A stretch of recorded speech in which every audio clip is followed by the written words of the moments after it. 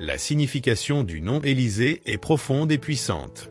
Dérivé de l'hébreu Élisée, il est formé par la jonction de deux éléments, El, qui signifie Dieu, et Yéza, qui signifie salut. Littéralement, Élisée signifie Dieu et salut. Ce nom reflète parfaitement la mission divine qu'Élisée aurait dans sa vie, être un instrument de Dieu pour le salut d'Israël. Élisée était l'un des grands prophètes de l'Ancien Testament, vivant vers 800 avenue Jésus-Christ, à une époque décisive pour la nation d'Israël. À cette époque, le peuple de Dieu s'éloignait constamment de sa foi, empêtré dans l'idolâtrie et les péchés. Dieu a alors suscité une série de prophètes, environ 30, afin que, à travers eux, le peuple soit confronté et appelé à la repentance. La mission d'Élisée, en particulier, était cruciale pour les réformes religieuses d'Israël. Non seulement il a suivi les traces d'Élie, mais il a aussi reçu de Dieu une double portion de l'esprit de son mentor. Sa mission était de préparer les gens à une nouvelle phase de restauration spirituelle. Dieu a utilisé Élisée pour accomplir de puissants miracles, montrant que le salut d'Israël était entre ses mains et qu'il était toujours capable de délivrer et de transformer le cœur de son peuple. Mais avant de plonger dans cette histoire remarquable, si vous n'êtes pas encore abonné à la chaîne, profitez-en pour vous abonner et activer la cloche de notification afin de ne pas manquer les prochaines vidéos. Élisée, un jeune homme au cœur bien disposé, a été choisi par Dieu à une époque de grande transition pour Israël. Dieu, qui connaît tous ses enfants, savait exactement qui étaient ceux qui le suivaient vraiment. Même à une époque de grande apostasie, alors que le péché sévissait en Israël, Dieu avait déclaré à Élie qu'il y avait encore 7000 fidèles qui ne s'étaient pas prosternés devant Baal. Alors que le ministère d'Élie touchait à sa fin, Dieu a demandé au prophète d'oindre un successeur. Ce successeur serait Élisée, fils de Shaphat, qui vivait à Abel-Méhol dans la vallée du Jourdain. À partir de ce moment, la vie d'Élisée allait changer à jamais. Après quelques années de formation aux côtés d'Élie, Élisée deviendrait la voix de Dieu pour le royaume du nord d'Israël, et son ministère serait marqué par des signes puissants, des miracles et des avertissements au peuple. Il serait connu comme le prophète de la paix et de la guérison. Mais tout cela commencerait par un geste simple mais profond d'Élie. Un jour, alors qu'Élisée travaillait dans les champs, labourant les champs de son père, Élie le rencontra et, d'un geste symbolique, posa son manteau sur les épaules d'Élisée. Cet acte, bien que simple, était un signe clair qu'Élisée était désigné pour suivre les traces d'Élie en tant que prophète. Sans hésiter, Élisée a accepté l'appel. Il savait que sa vie serait transformée, mais ce qui comptait le plus, c'était d'obéir à Dieu. Il a laissé derrière lui le confort de sa famille et la prévisibilité de sa vie, répondant à l'invitation à suivre un chemin qui exigerait des sacrifices et du dévouement. Les premiers pas d'Élisée dans le ministère n'ont pas été grandioses, mais pleins d'humilité. En tant que disciple d'Élie, il a commencé par accomplir de petites tâches, comme le simple fait de verser de l'eau dans les mains d'Élie. Cependant, cette période d'apprentissage serait cruciale. C'est grâce à cette fidélité dans les petites choses que Dieu préparait Élisée pour la grande œuvre qui lui réservait à l'avenir. Pendant le ministère d'Élie et d'Élisée, la Bible rapporte un passage important qui révèle le caractère et la foi inébranlable d'Élisée. Le prophète et le disciple ont tous deux visité des centres d'apprentissage religieux en Israël, connus sous le nom d'école des fils des prophètes. Le personnel de ces écoles était composé d'hommes qui se consacraient à l'étude et à la prière, cherchant à vivre selon les principes de Dieu. À la fin du ministère d'Élie, la foi d'Élisée sera mise à l'épreuve à 3 moments cruciaux: à Gilgal, à Béthel et à Jéricho. À chacune de ces visites, Élie invita Élisée à revenir, mais Élisée, ferme dans son dessein, refusa. Il ne se laisserait pas détourner de sa mission. Son chemin de foi, qui avait commencé par un simple travail sur le terrain, le conduisait maintenant sur une route beaucoup plus grande, un ministère qui exigerait de sa part courage, persévérance et dévouement total. Élisée, inspiré par sa fidélité et sa croissance au fil des ans, savait qu'il ne pouvait pas revenir en arrière. Le moment est venu où Élie savait que son ministère touchait à sa fin et qu'Élisée serait le successeur. Élie posa alors cette question à Élisée: « Demande ce que je peux faire pour toi avant qu'on m'enlève de toi. » Élisée, avec sagesse et discernement, répondit: « S'il te plaît, qu'une double portion de ton esprit soit sur moi. » Cette demande n'était pas quelque chose d'égoïste. La double portion se référait au droit du fils aîné d'hériter de la majeure partie de l'héritage, et Élisée désirait être reconnu comme le successeur spirituel d'Élie, non pas pour l'honneur ou le statut, mais pour qu'il puisse avoir la puissance nécessaire pour accomplir la grande œuvre que Dieu lui réservait. Il n'a pas demandé le pouvoir ou la position parmi les hommes. il demanda la présence de l'Esprit de Dieu qui avait été répandu en abondance sur Élie. Élisée savait que ce n'est qu'avec l'onction de l'Esprit Saint qu'il serait capable d'accomplir la mission qui l'attendait. Élie répondit alors, « Tu as demandé quelque chose de difficile. Mais si tu me vois quand je t'aurai enlevé, il en sera de même pour toi, mais sinon, il n'en sera pas ainsi. » Ces paroles indiquaient que le signe de la réponse à la demande d'Élisée serait de voir la manière miraculeuse dont Dieu emmènerait Élie au ciel. Et c'est ce qui s'est passé. Tandis qu'Élie et Élisée parlaient, un char de feu, avec des chevaux de feu, apparut et sépara les deux. Puis Élie monta dans un tourbillon au ciel. Élisée, témoin de cet événement extraordinaire, s'écria « Mon père, les chars d'Israël et leurs cavaliers !» Ce fut un moment unique et passionnant, au cours duquel Élisée a non seulement vu l'ascension de son maître, mais a également reçu la confirmation que le Seigneur était avec lui. En grimpant, Élie jeta son manteau sur Élisée.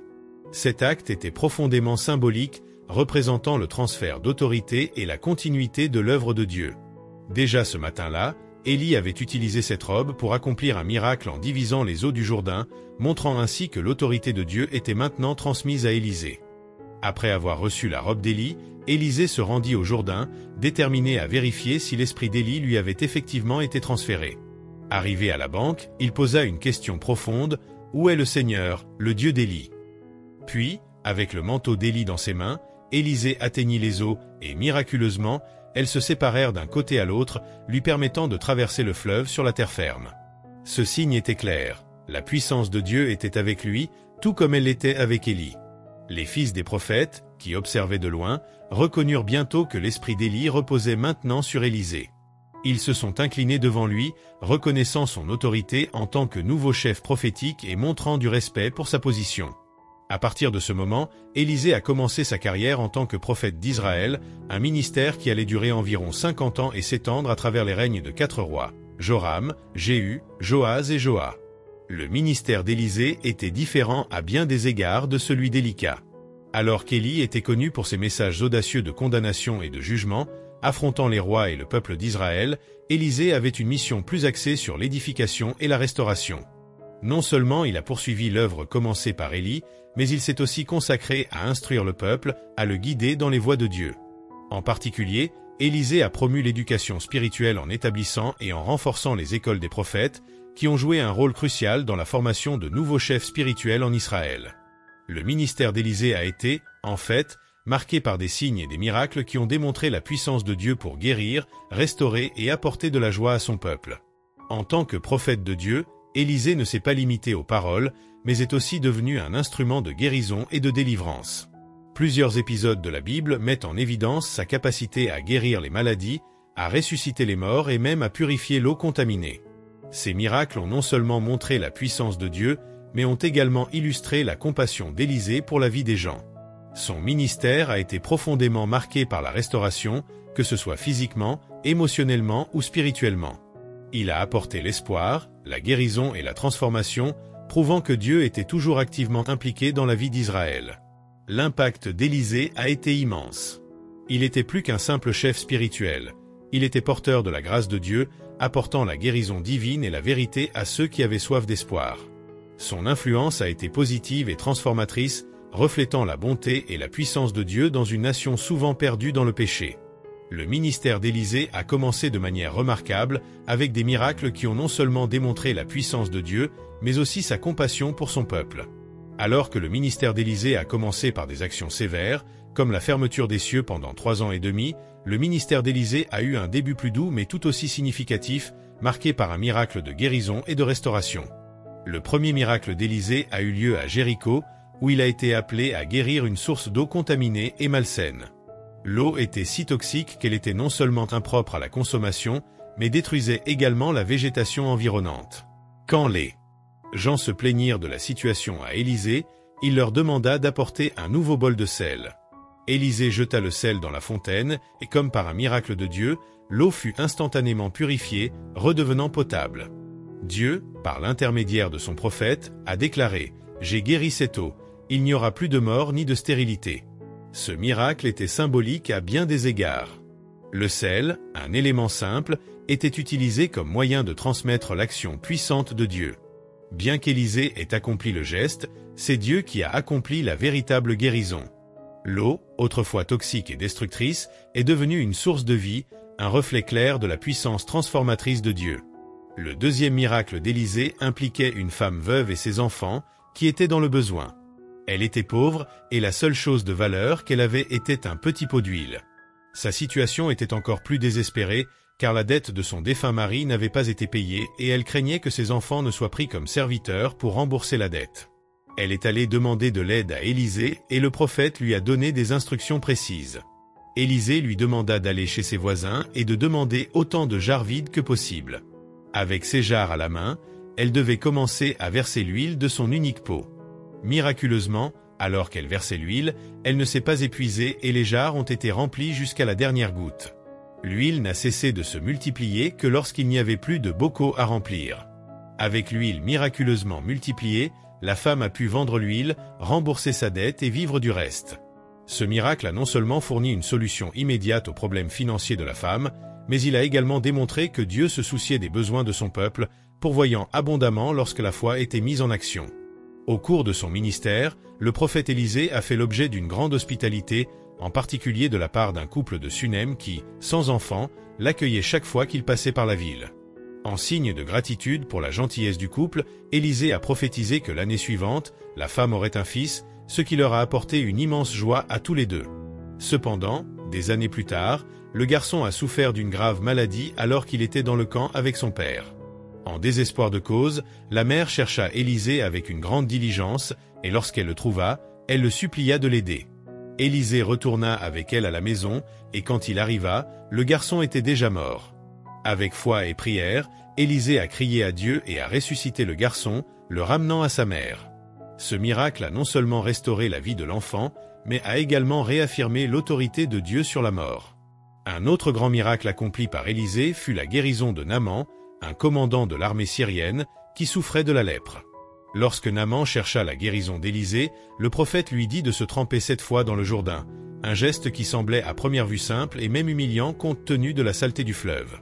Au début, Naaman était irrité par l'ordre, mais après avoir été conseillé par ses serviteurs de suivre les instructions, il s'est plongé et en sortant pour la 7e fois, il a été guéri de la lèpre.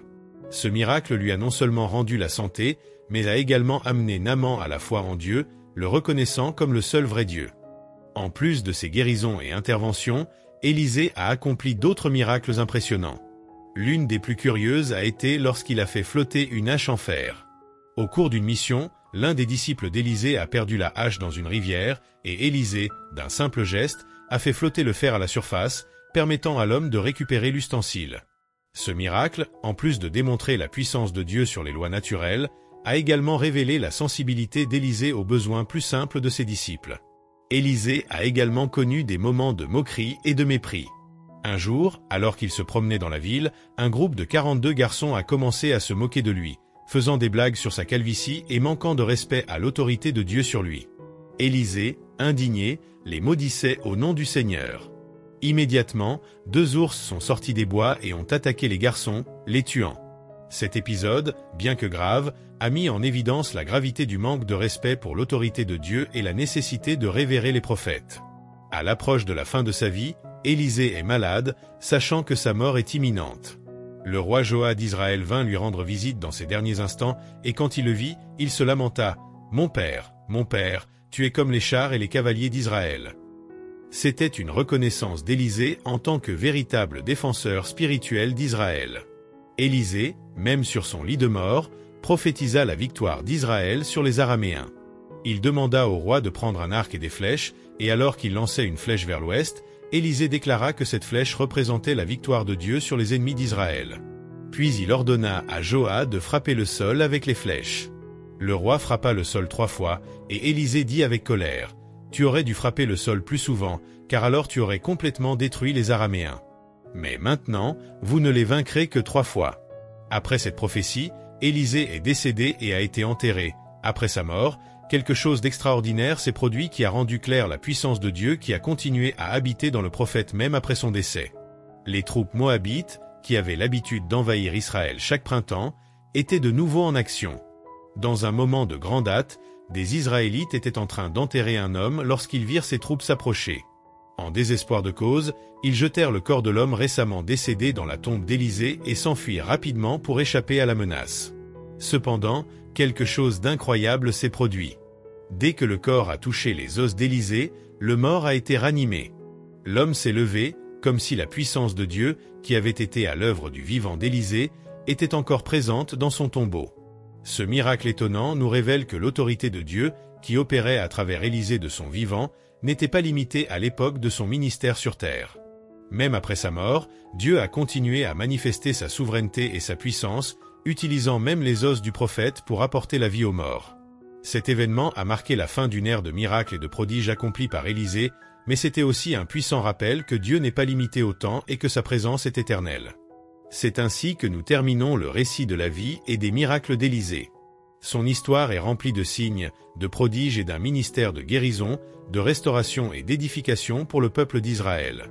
Élisée, un homme choisi par Dieu, était un instrument de foi et d'espérance, tant dans la vie qu'après sa mort. Il nous enseigne l'importance de faire confiance à Dieu, d'obéir à son appel et comment le Saint-Esprit peut agir de manière surnaturelle dans notre vie, même au moment où nous nous y attendons le moins. Et donc, nous arrivons à la fin de cette vidéo. Avez-vous aimé l'histoire d'Élisée et les miracles qui ont marqué sa vie? Laissez votre commentaire ci-dessous, partagez vos impressions et n'oubliez pas d'aimer la vidéo et de vous abonner à la chaîne. Activez la cloche pour ne pas manquer les prochaines vidéos. Que Dieu vous bénisse tous et à bientôt dans la prochaine vidéo.